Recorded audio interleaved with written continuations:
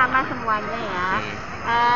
Jadi yang penting kolaborasi sepertinya, karena memang pemerintah itu tidak mungkin bisa bergerak sendiri tanpa adanya sinergi dengan beberapa sektor yang lain. Dinas pun itu harus berkolaborasi antara dinas kesehatan, dinas pendidikan, DP3 itu kolaborasi, itulah yang bagaimana anak-anak stunting ini bisa diatasi. Mulai dari pencegahannya ketika masalah mereka mau menikah, pasangan calon pengantin, kemudian ketika mereka hamil itu pendampingan, kemudian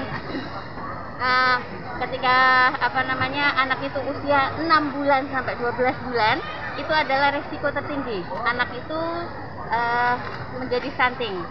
Jadi dalam 6 sampai 12 bulan itu kita harus benar-benar jaga karena itu golden age ya.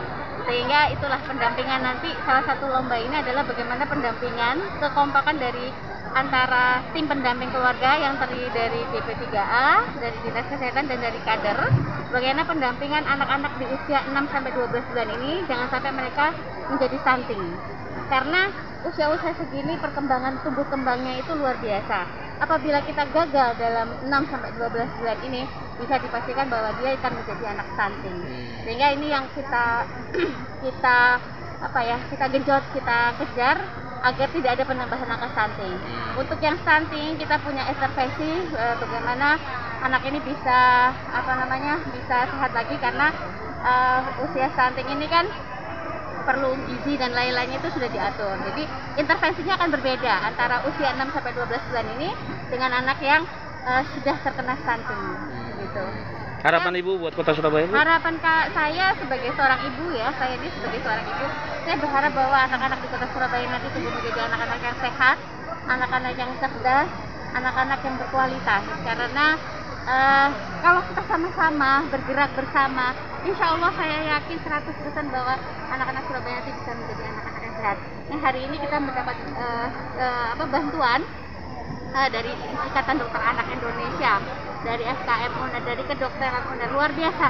Saya sangat berterima kasih pada kesempatan ini kepada semua pihak yang sudah membantu pemerintah kota untuk bergerak bersama menuju Surabaya Emas, eliminasi masalah stunting. Mohon doanya agar ini ikhtiar kita ini benar-benar menjadi ikhtiar yang baik untuk kedepannya, dan apa yang kita wujudkan bersama, yang apa kita harapkan bersama bisa terwujud, yaitu untuk penurunan angka stunting dan anak-anak Surabaya menjadi anak yang sehat. Itu untuk anak-anak yang hari ini ikut, Bu, kira-kira berapa anak yang terlibat dan ikut? Jadi dari 154 itu masing-masing perwakilan ada 2. Jadi kalau kita hitung berarti sekitar 308 anak. Tetapi ini tadi mungkin ada beberapa yang tidak bisa hadir karena ini istilahnya lomba ini adalah 1 bulan ya, bukan hanya hari ini. Jadi hari ini seperti opening, kita makan bersama dengan anak-anak. Tetapi nanti dalam sebulan kita itu melakukan pengawasan. Nah, ini keterlibatan dokter anak, kemudian keterlibatan dari FKM itu luar biasa, karena penilaiannya itu bukan hanya berdasarkan anak ini tambah besar, tapi pertumbuh kembangnya juga dilihat. Nah, inovasi-inovasi yang dibuat oleh tim pendamping keluarga inilah yang nanti menjadi pertimbangan penilaian. Jadi harapan saya bukan sekedar lomba saja, tetapi ini adalah upaya. Apa yang sudah bagus, yang sudah terbentuk itu bisa berpindah ke anak lain, dicoba ke anak lain. Saya yakin kalau kita sama-sama semua seperti ini, lama-lama anak ini rata ya, satu Surabaya itu bisa semua gitu, bebas dari stunting. Ini karena anak-anak yang ikut lomba sekarang ini sebagai peserta adalah anak-anak yang berisiko stunting, belum stunting ya, berisiko stunting.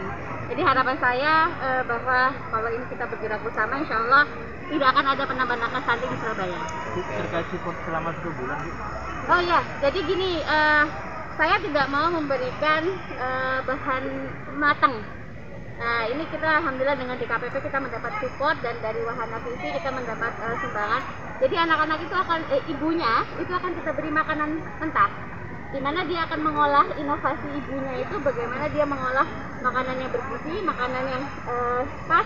Nah, dari pendamping keluarga ini yang nanti memberikan masukan, ini logisnya seperti ini, sehingga ibu ini akan terlatih. Nah, artinya dia kedepannya kan dia harus mandiri ya, tidak terus menerus kita berikan support bahan makanan. Jadi bagaimana inovasi dia supaya anaknya mau makan. Nah itu salah satu juga penilaian bagaimana kreativitas anaknya harus diapain supaya mereka mau makan, karena usia-usia segitu pasti agak susah untuk memakan. Jadi moodnya kadang beda, mungkin rasanya gak enak atau mungkin dia ngantuk seperti itu. Nah kayak gitu kan inovasi dari orang tua itu salah satu penilaian, dan harapan saya bahwa orang tua anak-anak balita ini kreatif gitu. Jadi kita berikan mereka bahan mentah. Untuk bahan mentahnya dari DKPP ya, Bu, ya. Ada juga bantuan dari Wahana Nutrisi dari lintas sektor ya, kita dapat support. Jadi nanti karena dia harus protein, harus karbohidrat, harus, jadi kita sumbangkan bahan mentah seperti beras, kemudian ada ikan, ada daging yang sesuai dengan porsi anak usia 6 sampai 12 bulan. Terima kasih, Bu. Terima kasih, Bu. Sukses. Amin, amin, sehat semua.